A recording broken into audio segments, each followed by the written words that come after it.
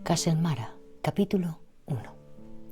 Había dos temas que no tocaba jamás: mi difunta esposa y Castelmara. De modo que no era tan sorprendente que al encontrar por primera vez una mujer con la que podía discutir ambos temas cómodamente, considerara otra vez la posibilidad de volver a casarme.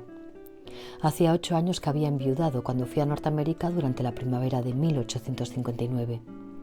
Desde hacía tiempo, mis amigos estaban convencidos de que seguía encadenado al recuerdo de mi esposa, pero a ninguno se le ocurrió pensar alguna vez que aun el más preciado recuerdo tiene ciertas fallas. No se puede mantener una animada conversación con un recuerdo, no se lo puede llevar al teatro, ni al campo, ni a la cama. El vacío del dormitorio es el menor de todos los problemas, ya que a un hombre de mi posición no le resulta difícil conseguir un amante. Pero el otro vacío es menos fácil de llenar, y estaba perdiendo la esperanza de encontrar algún día una mujer capaz de hacer algo más que gastar mi dinero, lucir mi título y matarme de aburrimiento. Evidentemente, no tenía intenciones de enamorarme. Un hombre de mi edad se convierte en el hazmerreír de todos y sucumbe a un ridículo enamoramiento, y además tenía demasiado orgullo y sentido común para comportarme como un joven petimetre con la mitad de mis años. Solo ambicionaba cierto tipo de compañía, brindada preferentemente por una mujer madura, atractiva y simpática. Lo suficientemente inteligente como para cumplir debidamente con las exigencias de mi vida pública, y lo suficientemente complaciente como para responder a los requerimientos de mis inclinaciones privadas. Pero, desgraciadamente, no tardé mucho en descubrir que esas mujeres admirables, por lo general, están casadas con otros hombres. «Me sorprende que no te interesen las mujeres jóvenes», me dijo una vez mi hermano David.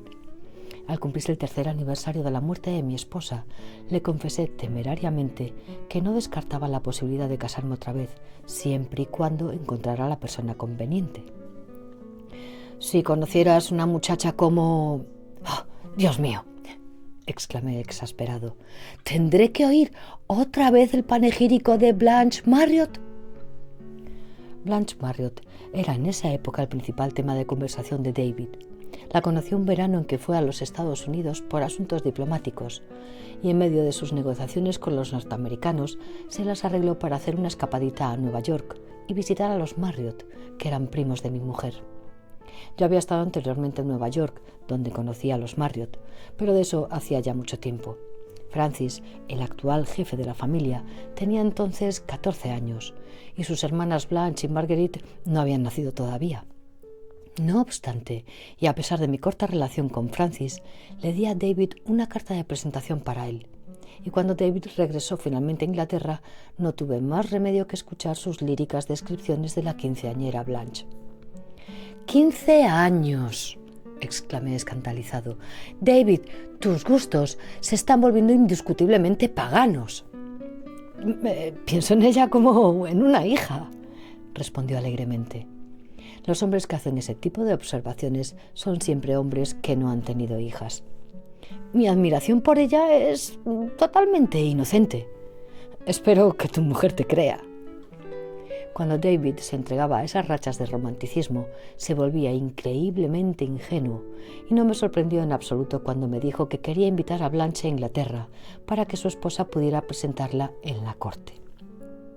Nunca oí a su esposa hacer comentario alguno sobre ese ingenioso plan, pero cuando David me confesó, suspirando, que había abandonado sus aspiraciones, no perdí ni un minuto en compadecerlo. La mitad del placer que le brindaban a David sus veleidades románticas lo obtenía al verse obligado a abandonarlas. Tenía mucho cariño a David y sentí muchísimo su muerte acaecida 3 años después de su encuentro con Blanche, pues era mi último vínculo con el lejano pasado, la única persona que había compartido mis primeros recuerdos de Castelmara. Y cuando estaba acostumbrándome penosamente a la idea de su muerte, recibí una larga y elocuente carta de pésame desde Norteamérica. Blanche Marriott había leído en el Times la noticia y me escribía para manifestarme su solidaridad con mi pena. Fue toda una sorpresa y me sentí emocionado.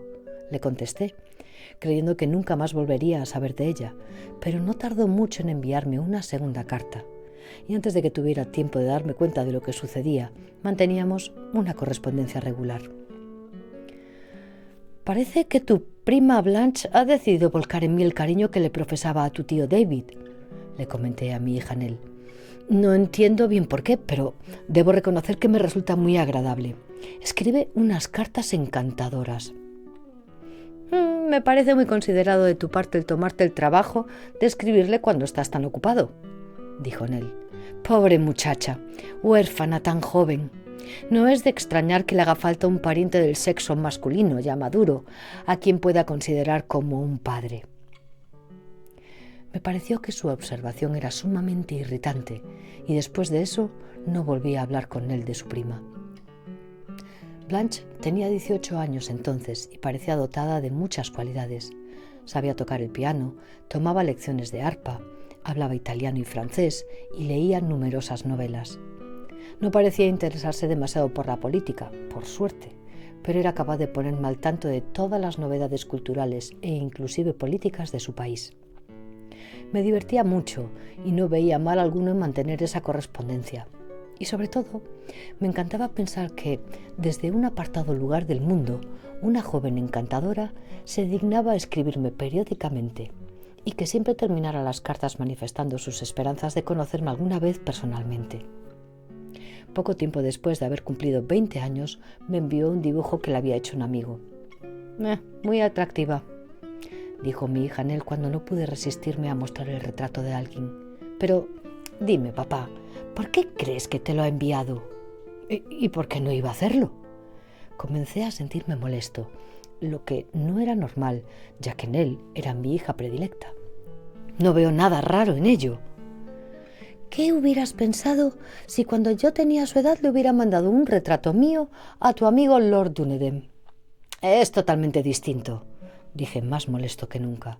Tú no estás emparentada con Dunedin y yo estoy emparentado con Blanche por mi matrimonio.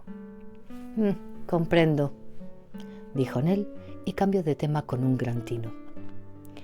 Nunca tuve oportunidad de volver a discutir con ella porque poco tiempo después de la conversación que mantuvimos durante el mes de marzo de 1859, Nell murió al dar a luz a un niño y me quedé nuevamente frente a un gran vacío y con una angustiosa y casi intolerable sensación de soledad. No obstante, esta vez mi furia era tan grande que casi no podía sentir dolor. Estaba enojado con todos, con el estúpido e inútil marido de Nell, que la había llevado a su castillo de Dorset durante el embarazo, en lugar de permitirle quedarse en Londres, donde podía haber recibido mejor atención. Con el pobre e inocente niño muerto, que había privado a su madre de la vida.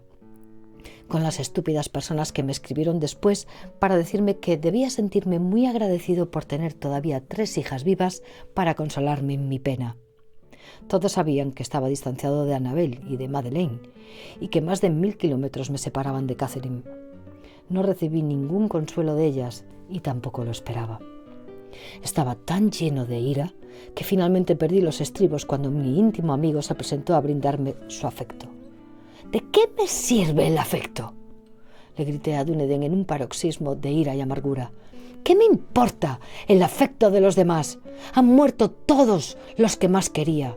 No se te ocurra mencionarme todo lo que me queda. Sé muy bien lo que me espera: vejez, soledad y muerte. Dios mío, qué perspectivas.